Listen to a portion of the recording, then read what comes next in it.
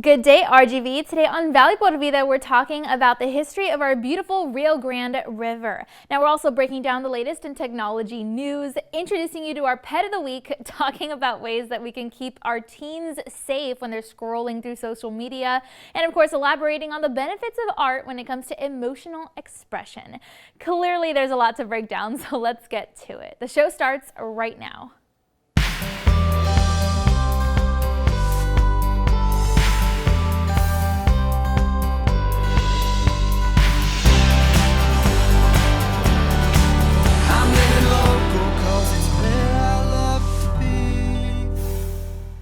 Hey there, and thanks again for joining us today. I'm your host, Danielle Banda. Now, we all live in the Rio Grande Valley, right? But how much do we really know about the Rio Grande?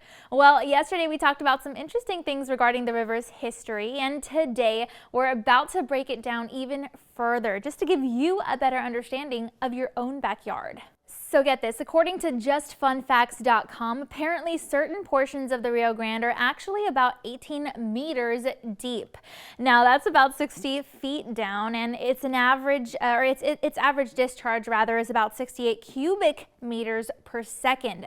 Now the site also says that the Pecos, Devils, Chama, and Puerco rivers here in the United States are smaller bodies of water that end up leading into the river.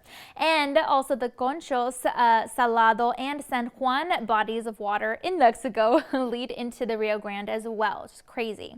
Now the site also says that there are several dams that are along the Rio Grande, like the Rio Grande Dam, Cochiti Dam, Elephant Butte Dam, the Caballo Dam, Amistad, Falcon, Ansalduas, and Redamal. Of course, there are also major cities and towns that are right along the Rio Grande, like Santa Fe, Albuquerque, Las Cruces, El Paso, Eagle Pass, Laredo, and more, maybe Brownsville. And if you live near the Rio Grande, then you might be interested in learning that there was actually a European expedition to the Gulf of Mexico coast back in 1519 rather. And apparently they thought the Rio Grande was nameless since it really hadn't showed up for the first time on maps at that time.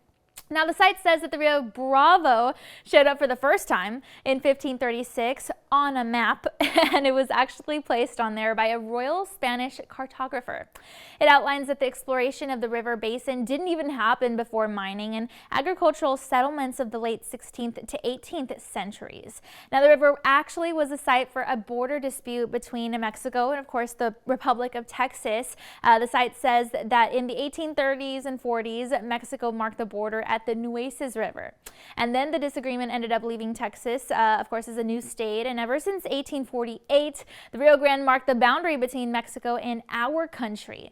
Now, it also outlines that navigation was actually active during many portions of the 19th century, and that there were over 200 steamboats that were in operation around the areas of Brownsville and Rio Grande City. Now, it also reminds us that the U.S. and Mexico signed a treaty about the river, and that our country designated it to be considered officially one of the American heritage rivers. It outlines that the Rio Grande is widely used still today for many different reasons, including agriculture and domestic water supply. And that even though a lot of it is drained, and even, with some parts of it almost dry, it's still a good resource. And it's definitely filled back up, even when it rains.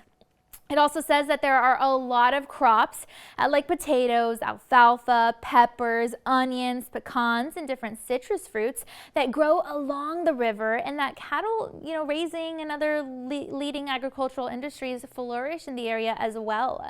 And of course, the Rio Grande Basin plays a role regionally in the sense that it helps provide for freshwater biodiversity, according to the site. See, it actually has about 121 different fish species in it, and 69 of those can't be found anywhere else on the entire planet. It even outlines that about 3 specific areas near the river have unique bird species that draw in scientists and bird watchers from across the globe. And of course, the Rio Grande Valley has evolved in so many different ways, okay? Kind of like a lot of things in this world, like us as humans and even technology evolving. Actually, our technological advances have improved year after year. I mean, it's quite often, when we see a newer version of an iPhone or computer hitting the market. as well as, of course, different programs or machines with technological updates, like Elon Musk's work over at Tesla and SpaceX near us now. The list of technology advances is long, so let's go ahead and break down just some of which are happening today in case it can be helpful for you.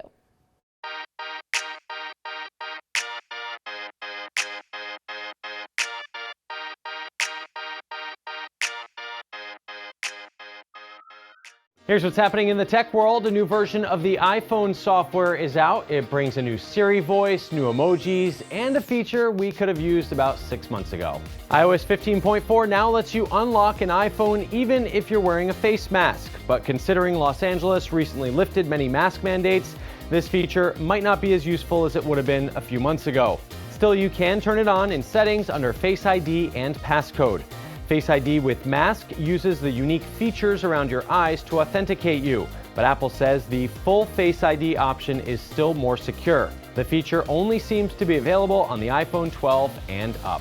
Volvo teaming up with Starbucks to install electric car charging stations at some of their locations. They'll start with 60 chargers installed across 15 Starbucks locations spanning from Seattle to Denver. The DC fast chargers will be placed about 100 miles apart from each other along the 1,300-mile route. The chargers will be free or discounted to Volvo EV drivers. So now that you're up to date on the latest technological advancements happening in the world, you can use some of these new smart devices to help capture some of life's most precious moments, like time with your loved ones, and that includes your furry family members. Actually, we've got an all-new Pet of the Week segment to share with you because, let's face it, who can say no to providing a loving home to adorable faces like these? So our team visited with a local animal shelter to introduce you to one four-legged friend in need of a forever home. So go ahead and take a look.